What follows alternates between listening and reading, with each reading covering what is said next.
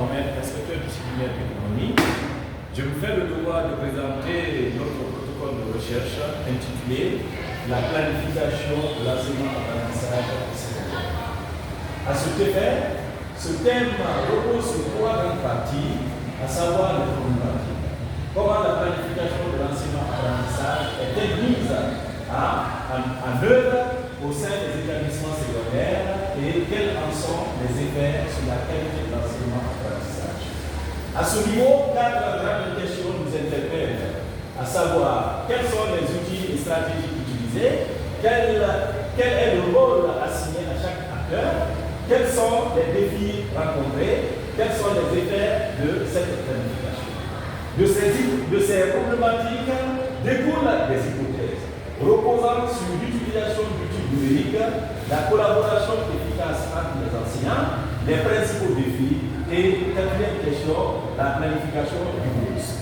De ces hypothèses, nous avons pu utiliser ce qu'on appelle les objectifs, qui portent sur deux niveaux, objectif général et objectif spécifique. Au niveau de l'objectif général, nous avons l'analyse des pratiques de planification de l'enseignement-apprentissage secondaire et leur impact sur la qualité de l'enseignement.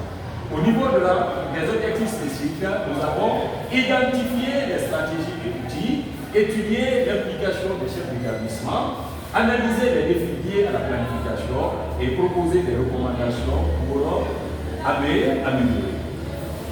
Pour la réussite de toute recherche, nous avons pu utiliser ce qu'on appelle la méthodologie, portant sur une étude exploratoire qui porte sur les chefs d'établissement, les enseignants et les chefs de groupe pédagogique.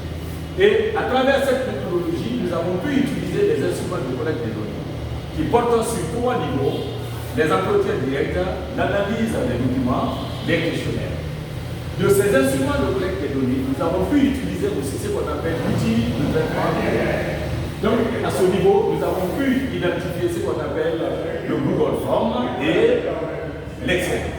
Maintenant, de cet outil, nous avons pu utiliser ce qu'on appelle la revue littéraire, portant sur trois niveaux: le concept théorique, l'étude de la planification pédagogique, le défi de la planification et stratégie et initiative d'amélioration.